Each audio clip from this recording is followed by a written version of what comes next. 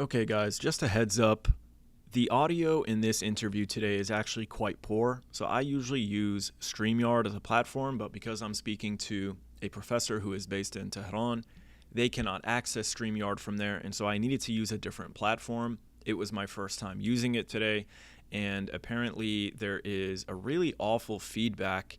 The quality of audio on my end is good, but it's playing off a speaker and it's like echoing from her end and then it's playing out on my speaker. I wasn't aware of this. So unfortunately, the audio is going to be really annoying to listen to during this conversation. I just hope you can forgive us for that technical difficulty. It won't happen again. But just wanted to give you a heads up that you're going to hear an echo whenever I'm speaking. Thankfully, you won't hear it while she's speaking, and she does most of the talking. So it should still be beneficial for you to enjoy. So just wanted to give you guys a heads up. Thank you. Today I'm speaking with Elham Kadkhodaee. She is an assistant professor at the Faculty of World Studies at the University of Tehran. Her research is focused on Zionism, Palestine, and the U.S.-Israel relationship. I wanted to speak with her today to discuss the recent 12-day war and to get her understanding of what it was like for her experiencing that war and overall the broader Irani society, how they were able to come together and resist this war. And now, obviously, I think everyone understands that the ceasefire is just a temporary pause in hostility, that the war will return in one form or another. And so, Professor Elham, it's a pleasure to have you on the show. Thank you for being here. Thank you so much for having me. So, Professor, tell us, what was the reaction like in Iran? Obviously, it's no secret that the government has had issues over the last few years because of sanctions and a lot of pressure, domestic issues and the demand for reform, et cetera, et cetera. When I visited Iran in early May, it felt not like a divided society, but it felt like there was a lot of tension. So I was personally worried that if there was a lot of pressure applied, perhaps there would be an uprising and they would try to overthrow the government. But actually, we saw the opposite. We saw Iranian society come together. Can you tell us what that was like for you to witness and to paint a picture for how Irani society reacted to this war? So for at least, I think around maybe 2 years, there has always been discussion of whether this conflict in the West Asian region is going to transform into something bigger than what it is and to drag Iran into it in a kind of conventional war with the Israelis. But still, with all that talk, when the actual Israeli attack happened on Iran, everyone was shocked. People didn't expect it to happen in the middle of ongoing negotiations with the Americans. And even the ones who did expect some sort of a confrontation with the Israelis, still when it really actually happened, it was a shock. For me personally, I've been following the war in Gaza from the minute it began, and I always imagined myself as the people in Gaza, the mothers losing their children, and all of the atrocities that have been happening. I just thought about what I would do if I were in their shoes, if I were living in Gaza. And when this happened, I think this kind of, you didn't need the imagination anymore to imagine what they're going through, because it was actually happening to us as well. The Israelis were not content with killing innocent people in Gaza, so they had moved on to Iran. So the first phase was a phase in which everyone was practically shocked. And then gradually what we witnessed, and maybe even the staunchest supporters of the Islamic Republic maybe didn't expect or predict this to happen, but it actually brought people together in a very interesting way.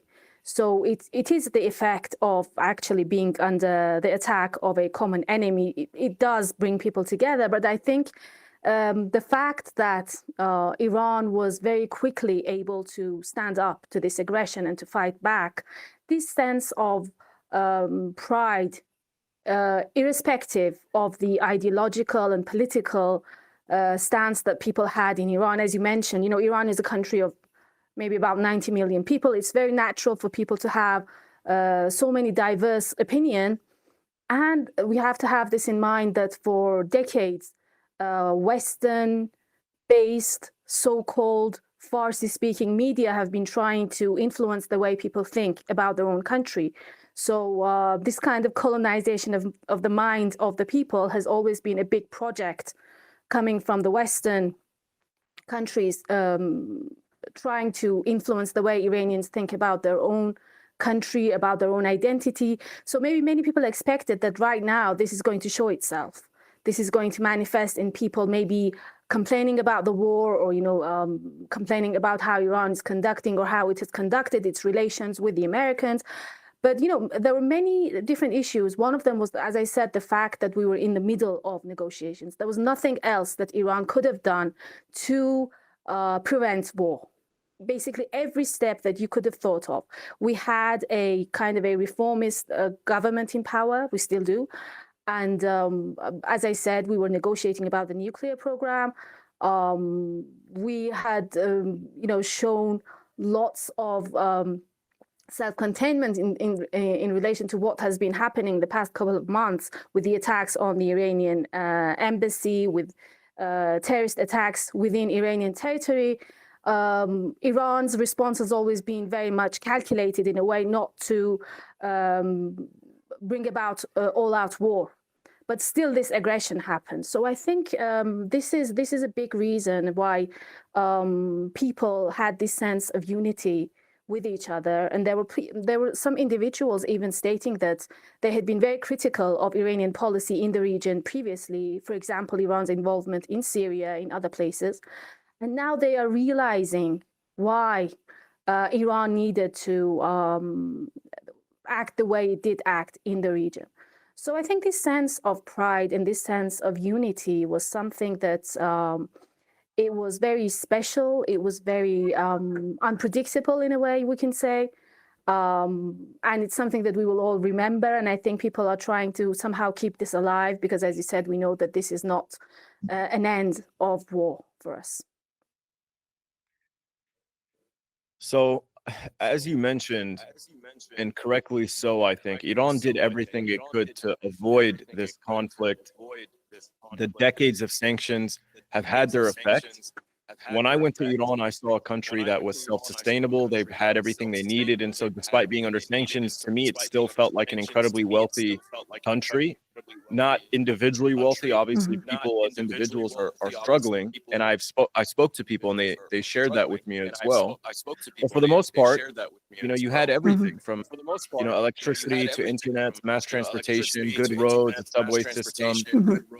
You have all the things that we have here in America, and in some cases you have more. In America, we don't even have underground subways in most of our cities that can connect us and transport us. And it's not the perfect place to live, but Iran has everything it needs for its people. Despite that, people are still struggling. So Iran was very serious negotiating in order to alleviate those sanctions.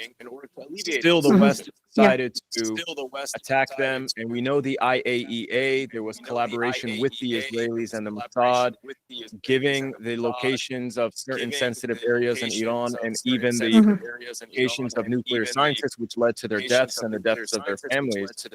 Now they're talking about on July 15th, potentially, they're going to produce the snapback sanctions because Iran is not a quote-unquote abiding by the rules of the IAEA, which violated its own rules. So can you talk to me about the negotiation process, how it could potentially continue really with guns pointed at Iran's head?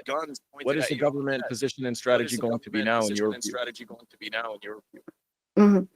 So I think the Americans have, in numerous times, they have stated what their goal is, and that's total surrender for Iran. And they state that they're not going to allow Iran to have any kind of nuclear program. They're not going to allow Iranians to have enrichment. So I don't really see how this could be called any kind of negotiation. So that's when you expect the other side to just surrender. Calling it negotiation is, I think, a kind of a manipulation of the minds of the people who are, the public opinion. So I am not at all optimistic about the outcome of diplomacy here, unfortunately, tragically. And I think we in Iran need to realize that it is thinking that we can always prevent war and prevent violence is not very accurate. It's not realistic. So sometimes, no matter how hard you try, the other side, when they do not want to treat you as respectable, ordinary human beings, they always want to, in a way, orientalize you. They want to act like what the West has always been acting towards countries in this side of the world.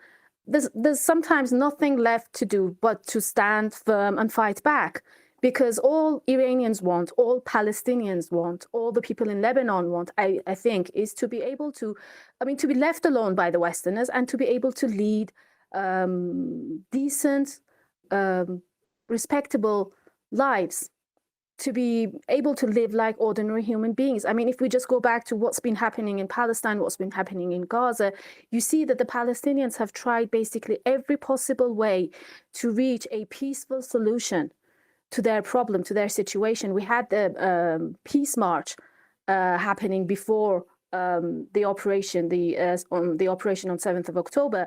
But I mean, who listened to them? What was the outcome of that approach? So the reality is that no matter how hard you try to find a peaceful way, when the other side is an aggressor, when the other side is an imperialist power that expects everyone to bow down.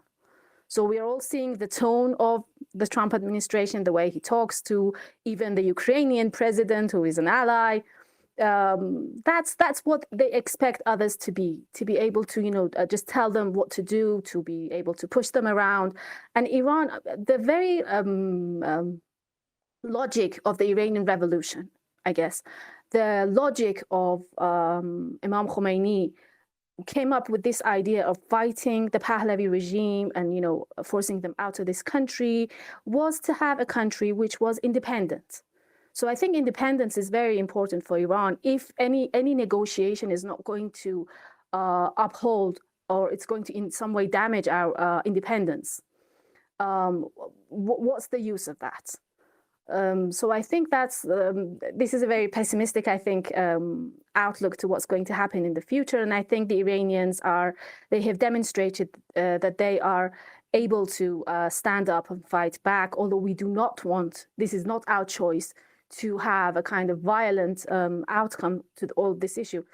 But I think maybe having this in mind, that the nuclear issue, which you said, that, the claim that they're making that Iran has violated different, regulations, different norms, none of these claims have been verified.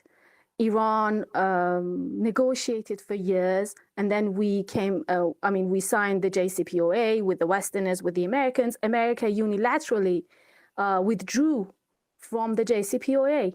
And then they were claiming that Iran was not faithful to the articles of the JCPOA. How would you expect one side to remain in an agreement in which the other side is withdrawing from? So I think all of this is kind of a ploy, maybe to fool public opinion, to convince people throughout the world that, in a way, to justify the violent policies that they have. And it just, brings to mind what happened in the case of Iraq, the accusations of them having, of the Ba'ath regime possessing chemical weapons. So for the Americans, it's very easy to come up with some kind of a justification for just bombing and conquering and, devastating other countries. But in the case of Iran, we, as this experience of the 12-day war demonstrated, that Iran is a different story. Iranians are not just going to stand and look and, just see and observe their country being devastated and bombed. They're going to fight back. We have the ability to fight back. So you mentioned about your trip to Iran, that you saw that, Iran is maybe very different to what usually the Western media portray and frame. You talked about, the subways and the electricity, internet, and also in the military aspect as well. Iran is not just, some weak player that you can easily bomb and dominate. What happened in these 12 days is that everyone is in one way or another implying that one reason for why sudden ceasefire was announced was that the Israelis could not take it anymore. So I think that has a lot to say. Yeah, absolutely. Very well said. And you've demonstrated just how arrogant and unfair the West can be. They're quite narcissistic. They take zero accountability, yet they demand full accountability for others that they intend to subjugate and exploit. You've pointed out very well the JCPOA, the fact that they withdraw from it, yet they expect Iran to continue to abide by it. Meanwhile, IAEA, colludes behind closed doors with the state of Israel and kills nuclear scientists, yet they want Iran to continue to abide. It's very obvious what they're trying to do. They want to try and the way it is framed, as if you are a nuclear scientist, you're not a civilian, and it's justified to just go and kill you. I mean, I have some friends from high school who some of them studied physics, and then they went on to study in fields that are near to nuclear energy in these types of things. So I'm just imagining that if one day anyone attacks them, is that justified just because the Americans are not okay with Iran having this type of technology? And as I said, no international body, including the IAEA, has ever confirmed that Iran's nuclear program has been anything but peaceful.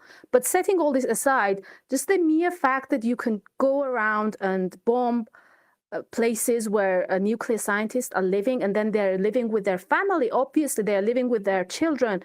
And I was in this procession that happened for the martyrs of this 12-day war, and the last convoy that was passing on the streets was the one that was containing coffins of whole families, the wife, the children, small children, 3 years old, 5 years old, I don't know.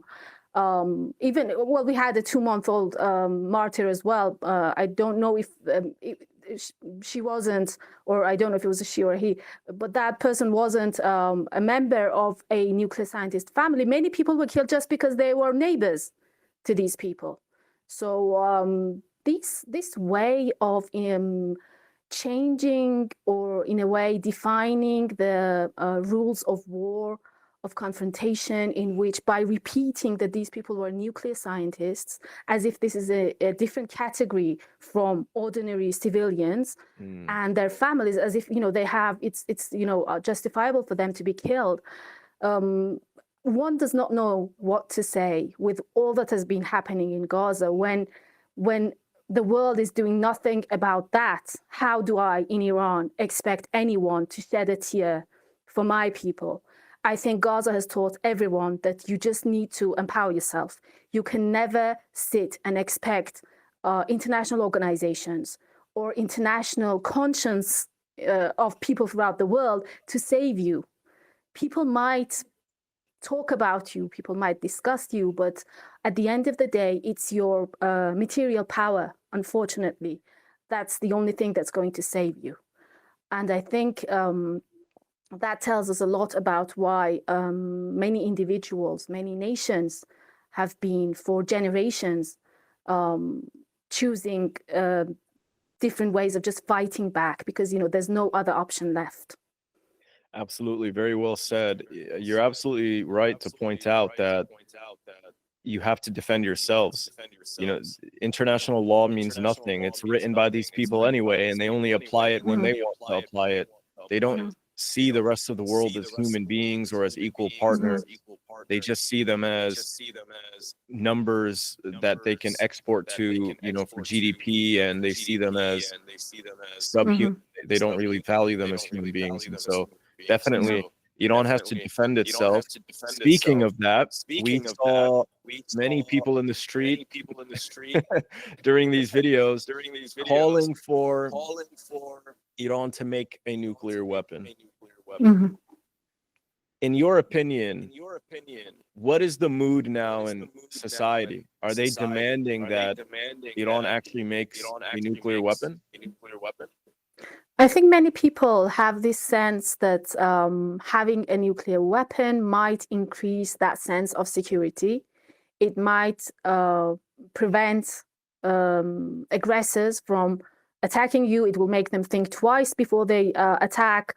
On the other hand, there are many who believe that you can't just forgo ethical considerations and moral considerations, and well, in the political system that we have, religion and fatwa are serious. It's not just something that it's not a secular system in which some religious leader says something and that's just for the people's individual lives. It's important when you have a fatwa against nuclear weapons, and I personally agree that maybe the most important thing that makes us different from the Westerners is that we abide by the values that we claim to have. So I think I might be wrong, but I think that, and there are a group of people who think like I do, that even if a nuclear weapon is going to make us feel more, or be actually more secure, that does not legitimize moving towards possessing and developing weapons of mass destruction. Because just think about, like, well, we know that the Americans are the only ones who ever used actually a nuclear weapon. Just think about when you read about what happened in Japan, what happened in Hiroshima, when the bomb was dropped, and that was many years ago. I'm sure the nuclear weapons now have much more destructive capacities, but just think about all of those innocent people that lost their lives, and all the other thousands that were subjected to a life of disease and suffering because of that. And then the Americans say that we bombed, we dropped nuclear bombs on Japan because we wanted to stop the war, and this was a step towards peace. Like they say now, like Netanyahu is nominating Trump for a Nobel Peace Prize. It's very I don't know, it's very ridiculous the way they bomb people, they kill civilians, and then they just name it as, or frame it as, steps towards peace. It's just, so strange that many people believe this, many people buy these arguments. But what I was saying is that when you think about what happened in Hiroshima or in Nagasaki, it just makes you think twice about how you could ever justify any move towards any form of weapons of mass destruction. But I agree that there are many people in Iran, not just among the general public, but even among the elite, who are saying, correctly so, if you see it in a kind of a realistic viewpoint, that we need a nuclear weapon to protect our own people and to maintain security. I'd like to push back just a little bit. I know it's not your job, like you're a professor at the University of Tehran, so these are just your opinions. You have nothing to do with Iran's government decision-making or anything like that. Yeah, but I've heard this argument several times now that there is a moral and ethical consideration for the development of a nuclear weapons program. But there's a couple of things that I'd like to push back on. Firstly, if Iran had a nuclear weapon, the point is to have it as a deterrent.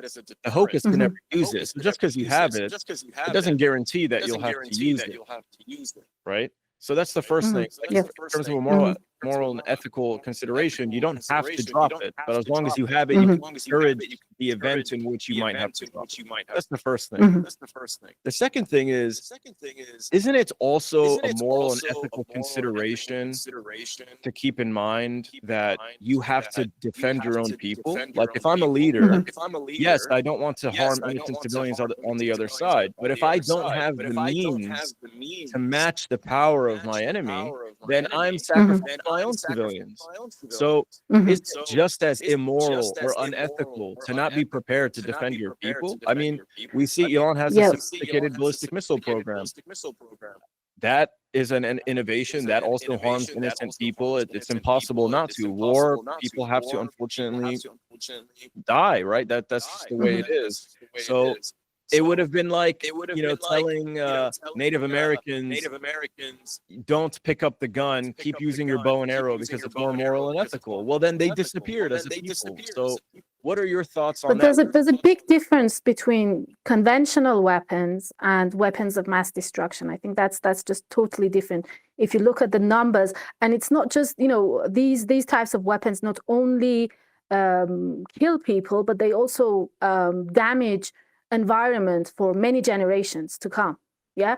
So I think it's just, these two are totally on different scales: conventional weapons and weapons of mass destruction. As you said, I'm just a university professor and I don't make decisions. I'm just voicing my own opinion. In the Islamic viewpoint towards this issue, there is an obligation, according to our religious beliefs, that you need to acquire weapons that are necessary for you to protect your people and your country and your sovereignty. Yeah. But this does not mean that you have a free hand to do whatever you want in war.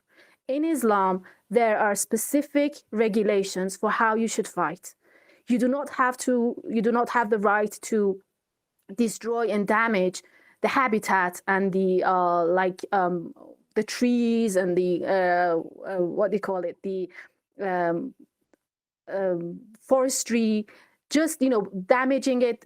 If a missile hits a tree by accident, that's a different case. But you do not have a right to just go what we might call in the Western discourse as a scorched earth policy. Yeah, you're not allowed to do that, even if you are losing.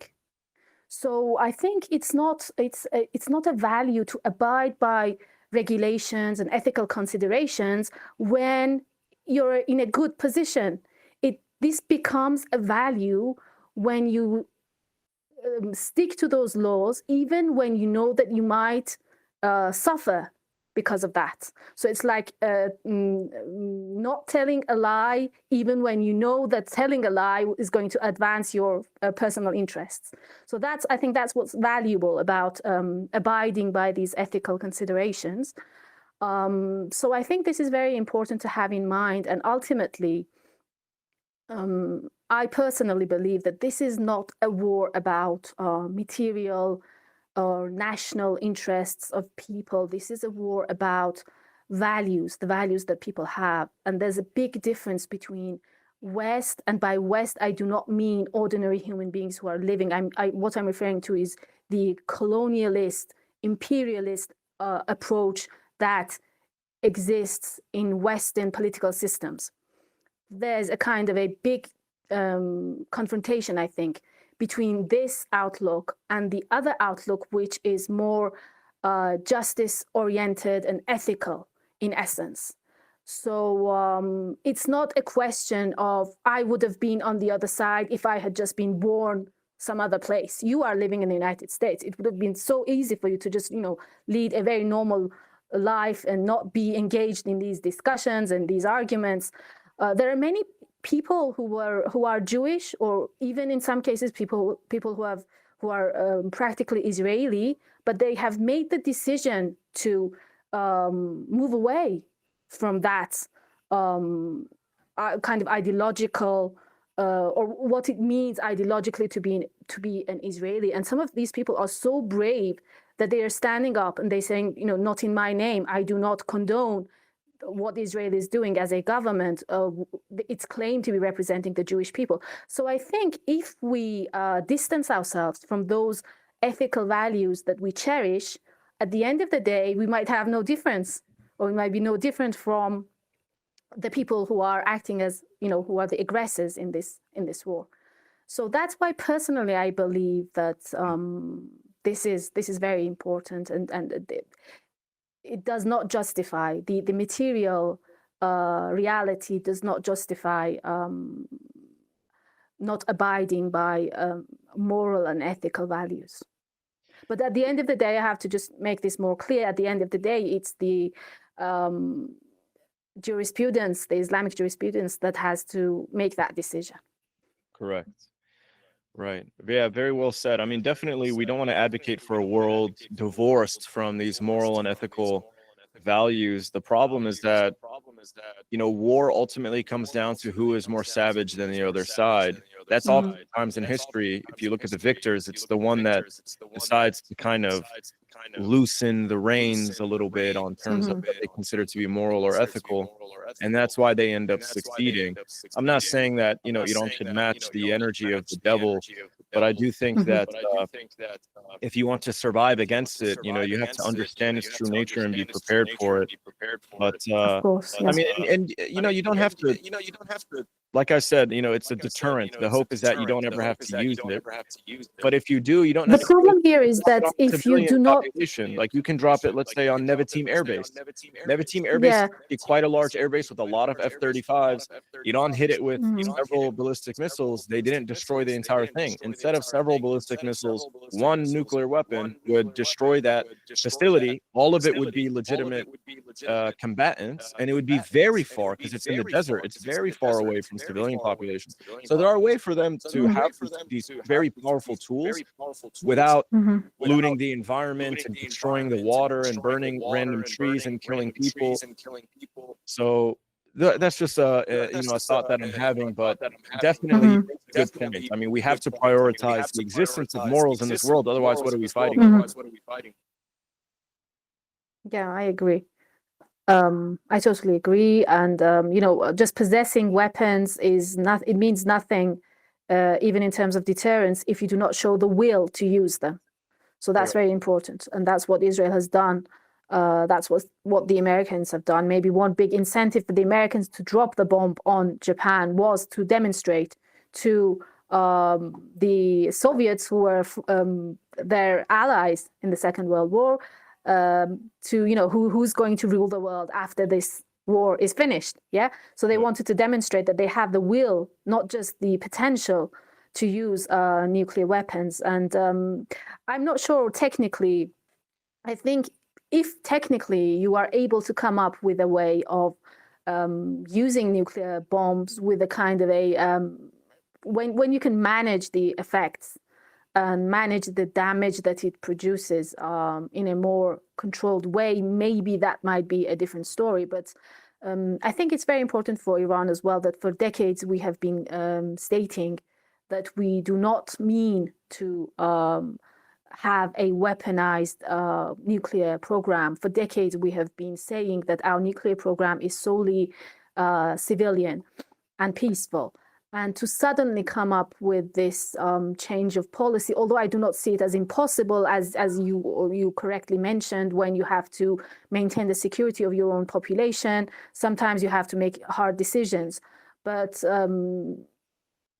I'm on the side of those who believe that we don't need to move towards a nuclear weapon. But as you mentioned, this is something that's been discussed very much, not just outside of Iran, but within Iranian people as well. So lastly, I want to ask you, Professor, what are your thoughts about what might happen next? This is just a pause in hostilities, and some people believe that, Israel is either on the verge of establishing themselves as the regional hegemon for the next 50 years, or the process of collapsing because of their collapse of public support in terms of population here in the United States, and also loss of security, inability to defend the colonizers. If colonizers can't live securely, then there can't be a colony.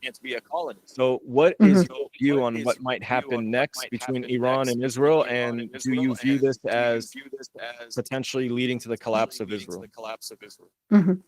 Well, let me start with the last question that you asked. I think it totally depends on the will and the power that the axis of resistance demonstrates. So for me, I've been rooting for Palestinians for as long as I remember, but still I am so much surprised when I see each day that Hamas and the Palestinian resistance are still able to fight back and kill IDF members and soldiers. I mean, with all of that bombing, with all of that pressure, with all of those atrocities happening for such a long time on the Palestinian people, still Hamas has not only not been destroyed, but still it's fighting back. So I think that's very important. That has a big lesson. So nothing is predetermined. Everything depends on how we react, how strong we are, how resilient we are. This is a very serious war. It's not just, it's not just a show of force, like, we just want to, it's a symbolic bombing or things like that. And it's also a very kind of a hybrid war in terms of, you asked about what Israel might do next. I believe that the Israelis are, their main maybe strategies to again take Iranians by surprise, to do something that we are not prepared for, maybe that we might not imagine, like what happened, how this 12-day war started. So I think being very much alert and ready for everything and anything. So they might just start bombings again, and they might not. They might focus more on internal divisions, and they are doing that. As I said, they have so many of these different channels that are just 24 hours a day. They're just pumping propaganda into the minds of the Iranian people. And of course, they have been, their trustability has been very much damaged by how they behave and how they, the type of messages that they try to convey to the Iranians during these 12 days. So many people in Iran realize that these media, although they are speaking Farsi, but they are no friend to the Iranian people. They are chanting happily about how our homes are being bombed and how our children are being killed. So many people came to this realization that these are no friends, but investing in different ways of making people stand up against each other, or fomenting internal strife within Iran. Also, the issue of the borders, and all of this talk about the different challenges that we might face on our different borders.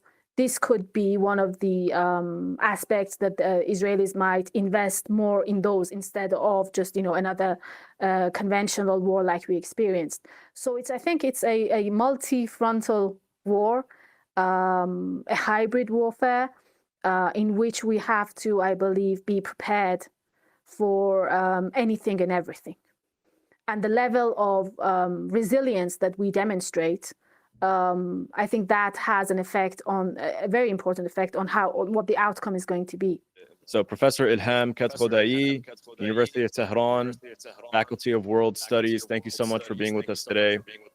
We're praying for you and your people. I hope you stay safe, and we wish the best Thank you so much for the region and for the world. Thank you so much for your time. Thank you very much.